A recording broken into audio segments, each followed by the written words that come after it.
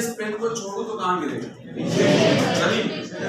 London में छोड़ूंगा तो जमीन पे गिरेगा। लंदन की जमीन पे गिरेगा, गिरेगा। क्यों? क्योंकि लॉ ऑफ ग्रेविटी का, गुरुत्वाकर्षण का नियम जो होते हैं वो किसी भी व्यक्ति के मोहताज नहीं, किसी जगह के मोहताज नहीं। नियम हर जगह काम करते हैं, ठीक बात। तो कामयाबी के भी अपने नियम होते हैं। अगर आप उन नियमों पे चलेंगे तो कामयाब हो जाएंगे। अगर आप अपने हिसाब से चलेंगे तो आप कभी कामयाब नहीं। इसीलिए आप देखेंगे कि एक क्लास में कुछ लोग कामयाब हो जाते हैं और काफी लोग कामयाब नहीं होते, जबकि उनको सेम ट्रीटमेंट दिया जाता है, same teacher, same school, same everything, लेकिन कुछ लोग कामयाब होते हैं और काफी लोग कामयाब नहीं। रीजन क्या है? क्या वो चाहते नहीं है? अगर आप चाह नहीं रहे होते तो आप स्कूल में नहीं बैठे होते। सही बात है। आप स्कूल में आपका बैठा होना ही इस बात का सबूत है कि आपके अंदर, आपके मन में कहीं ना कहीं ड्रीम है, डिजायर है ना। तो अब अगर आपको मैं सक्सेस का नियम बता दूं, कुलम्ब्स लॉ नहीं, सक्सेस लॉ, तो कैसा रहेगा? जबरदस्त है। बात बता दूं मैं आपको। आप जिंदगी में कोई काम करिए, इंजीनियरिंग करिए, मेडिकल करिए या कोई शॉप खोलिए, बिजनेस खोलिए, उसका यही सिद्धांत है। कामयाबी का एक ही सिद्धांत है और इंडिया में भी वही है और अमेरिका में भी वही है। आप कनाडा चले जाओ, आप ऑस्ट्रेलिया, एडलेड चले जाओ, वो यही सिद्धांत है। ठीक बात है। तो मैं उस सिद्धांत थोड़ा आपसे डिस्कस करूंगा और इसी में आपकी पढ़ाई के बारे में भी आपको बता दूंगा। ठीक बात है। द वेरी फर्स्ट थिंग, आपके पास होना चाहिए एक ड्रीम, एक डिजायर। जिस व्यक्ति के पास कोई डिजायर ही नहीं, कोई इच्छा ही नहीं है, वो क्या करेगा? नहीं करेगा, वो काम ही नहीं करेगा। अब आप में से कई लोग ऐसे होंगे जो आज स्कूल नहीं आए होंगे, या कई लोग ऐसे होंगे जो स्कूल नहीं भी आते होंगे कभी कभी, या स्कूल से होमवर्क आपको दिया जाता होगा, आप घर पे जाके नहीं करते होंगे, खेल कूद या कुछ और चीजों में लिप्त हो जाते हैं। फिर आके स्कूल में आपको डांट पड़ती होगी, फिर आपको बार बार बार बार बार बार वही चीज करी जा रही है और आप बार बार वही काम, repeatedly you are making the mistakes. आपको लगता है कि ये खड़ूस आदमी मेरे पीछे क्यों पड़ा है, और उस आदमी को लगता है कि ये बच्चा ऐसा क्यों नहीं कर रहा है भाई। सही बात है। वो इसलिए कि आपके अंदर कोई डिजायर और ड्रीम नहीं है, राइट। अगर आपके अंदर एक प्रबल इच्छा है, अगर आपके अंदर एक ड्रीम है तगड़ा वाला कि मुझे ये करना, आज से 5 साल बाद मुझे ये काम करना है, after 5 year I have to stand on this position, तो उसकी तैयारी आपको आज से करनी पड़ेगी। समझ रहे कि नहीं? जब प्यास लगेगी तब कुआं नहीं खोदा जाता, कुआं तब खोद लो जब प्यास नहीं लगे, क्योंकि जब प्यास लगेगी तो कुआं मौजूद होगा। समझ रहे हैं आप? तो अगर आपके पास ड्रीम डिजायर नहीं है, आपका डायरेक्शन ही नहीं है, आपको ये पता ही नहीं कि जीवन में करना क्या है, तो फिर क्या होगा?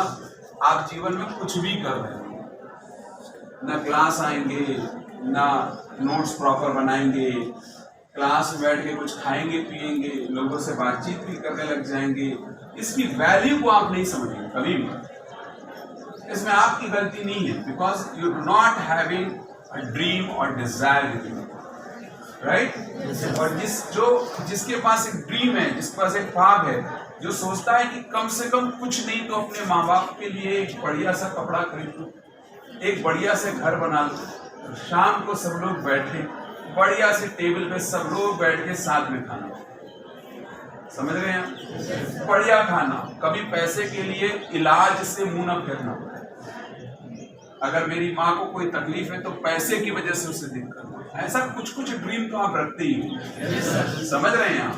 लेकिन वो प्रबल नहीं, वो स्ट्रांग नहीं है, तो आप कभी भी पढ़ेंगे लिखेंगे नहीं, नोट्स नहीं बनाएंगे, कुछ नहीं करेंगे। चाहे कोई आपके पीछे पड़ जाए, नाक रगड़ के मर जाए, राइट। वो अपना काम कर रहा है, आप अपना काम करेंगे, उसे उसका मिलेगा और आपको आपका मिलेगा। समझ रहे हैं आप? तो ड्रीम होना बहुत ज्यादा जरूरी है। लेकिन ड्रीम तो कई लोगों के अंदर होता है, क्या वो कामयाब हो जाते हैं? नहीं, कहीं नहीं। आपके अंदर इच्छाएं हैं, आप चाहते हैं, आप आप में से कई लोग डे ड्रीमिंग करते हो, फैंटेसीज आप देखते हो, बिस्तर पे लेटने के बाद और सोने तक के बीच में तमाम ख्यालों के पुल बांधते हो, मानते हैं ना? आप सोचते हैं काश ऐसा हो जाए, ऐसा हो जाए, ऐसा हो जाए, ऐसा हो जाए, राइट? वो जो आपका काश है वो काश तो है, लेकिन वो काश कभी हकीकत में नहीं होता। आप जो चाहते हैं वो आपको नहीं मिलेगा, और जब कोई चाहता है और उसे नहीं मिलता है तो वो बिल फाड़ देता है किसी को। नहीं बिल कोई मिला तो कहा भगवान ना यही गलत, मेरी किस्मत में ही नहीं है। समझ रहे हैं आप? किस्मत पे बिल फाड़ देगा, भगवान पे बिल फाड़ देगा, अपने माँ बाप पे बिल फाड़ देगा। हमारे माँ बाप जाहिल है, पढ़े लिखे हैं ही नहीं, वो क्या जाने हमको पढ़ाना। आपके माँ बाप जाहिल थे तो क्या आप भी जाहिल रहेंगे? बिल गेट्स का नाम सुना? वो एक बात कहते हैं कि if you born poor it's not your mistake, but if you die poor it's your mistake. आप गरीब पैदा हुए इसमें आपकी गलती नहीं है, लेकिन आप गरीब मरेंगे।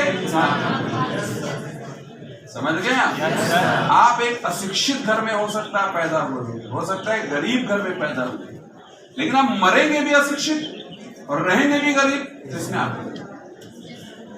फिर माँ बाप की गलती, वो तो आपको मौका दे रहे जैसे तैसे। समझ आ गया आपके?